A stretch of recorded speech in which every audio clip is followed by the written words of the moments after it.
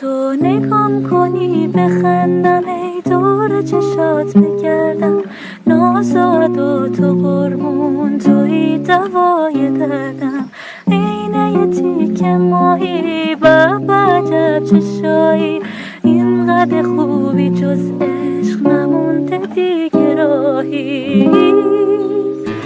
تو که میدونی من چقدر تو رو دوست دارم ولی همیشه یه چیزی هست نمیذاره من کنارت آروم باشم. یه نوع ترس از دست دادنه.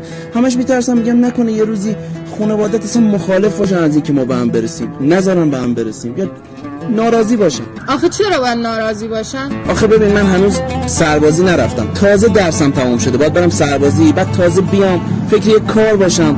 میگم نکنه سنگ بندازن جلو پامون، اصلا شاید بابات رضایت نده منو تو با هم برسیم. دیوونه این؟ اون هرچی من بخوام قبول میکنم. اگر راضی هم نشدم من خودم راضیشون میکنم. اینقدر ناز نکن دلبریا شو، اینقدر ناز نکن طرز نگاه شو.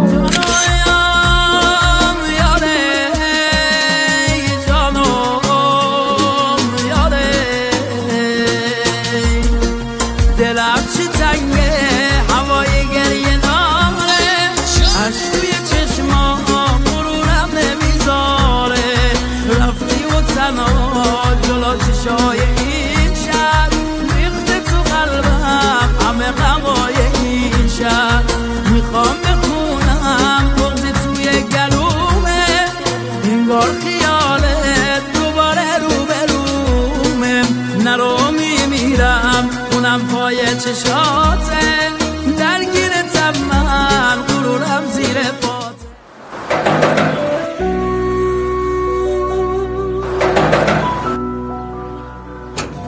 سلام مادر تو رو خدا فقط یه دقیقه ببینمش، به خدا دارم میرم ترمینال دارم. بابا دستمو شکوندی. چیه؟ چی میگی؟ تو چطور جرأت کردی بیای در خونه ما تو در همسایه آبرو داریم. مگه من جیغ و داد کردم که آبرو ریزیشه؟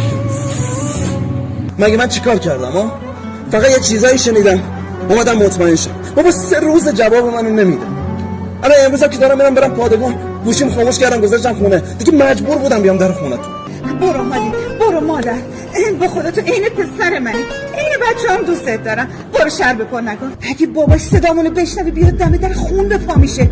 دیدی دهنش چاک و بستی نداره، دستش هم به خودش وای نمیسته. بذار اصلا بشنوه، بذار بیاد دم در اصلا منو بزنه، بیا بزنه تو گوشم. نمیدونم شاید خوابم، بزنه تو گوشم خواب بیدار شم. فقط بیاد به من بگه این حرفایی که شنیدم دروغه یا راست، بگه خوابم یا بیدار. خواب نیستی؟ میخوای بزنم تو گوشت تا بفهمی خواب نیستی؟ تو چرا حالیت نیست؟ قسمت نیست بابا، قسمت نیست، نمیشه. باباش تعصبیه، میگه دختر وقت ازدواجشه، نمیتونه 2 سال به پای تو صبر کنه. بعدشم تا تو بری سربازی بیای بخوای کار زندگی جور کنی میدونی چقدر طول میکشه. بعدشم ببینه مریم پسره رو خودش انتخاب کرده، خاص خودشه نه ما. والله داره این دروغ میگه. بگو بیاد خودش بهم بگه، به قرآن میرم پشت سرمون نگاه نمیکنه. بگو بیاد دیگه. نمیگی میدونی چرا؟ چون میدونم اینا حرفای خودش نیست، چون میدونم این حرفا رو شما کردی تو مغزش. این حرفا رو داره ترس باباش میزنه. به قرآن مجبورش کردم. مجبورم نکردم، حرفای خودمه. این سر صدارم در نیار، همسایه هم میبینم. تموم شد.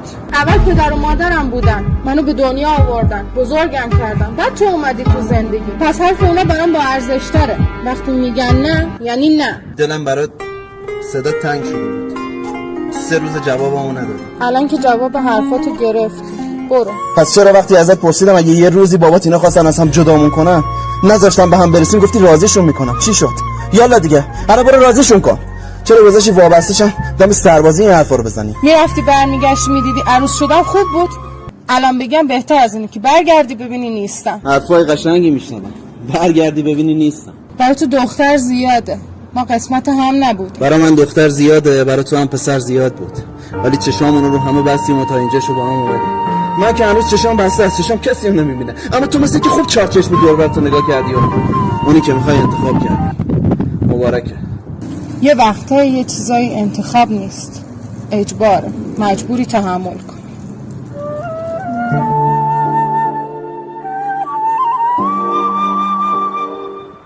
این چیه؟ این همون قرآنیه که دختر دست گذاشت روش، قسم خورد تا آخرش پام میمونه و تنهام نمیذاره. بی وفایی کرد و رفت، نمون قلب عاشق منو سوزون از کنار قلب من، چه ساده رد شده مثل غریبه با دلم بد شده. پسر کارت که از سربازی اومدی و امروز عقدته، چی از خودت داری؟ خونه، ماشین، کار، چی داری؟ خب ولش کن مرد، گناهی که نکرده مرد. عاشقه، میفهمی؟ عاشقه کشنگی اینه که شده عاشقی یادش بره. چی داره عاشقه؟ مگه همه اول زندگی همه چی دارن؟ خودتون روز اول چی داشتین؟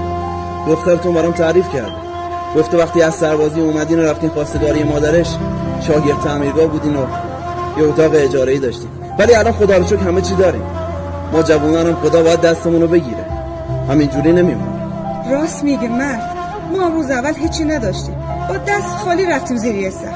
خدا کمکمون کرد. تو چی میگی دخترم؟ حرف تو چیه؟ هرچی شما بگیم بابا، اگه راضی نیستیم بیشتر از این دیگه اذیتش نکنیم، نذاریم با دل شکسته بره سربازی. اونم مثل من پدر و مادر داره، اگه بفهمن ناراحت میشن. اینقدر دلسوزشی پس دوستش داری بابا. باش چشم. برگشتی دوباره با خانواده بیا خواستگاری، جوش کارت هم نزن. برگشتی میبرمت کنار خودم تو کارگاه اونجا کار کن. زن همین قرآنی دستته، برو بذار تو سینی، یه لیوان شربت هم بذار کنارش، بیار از این قرآن ردش کنه. میخواد بره خدمت مرد شه، برگرده دخترمون رو خوشبخت کنه.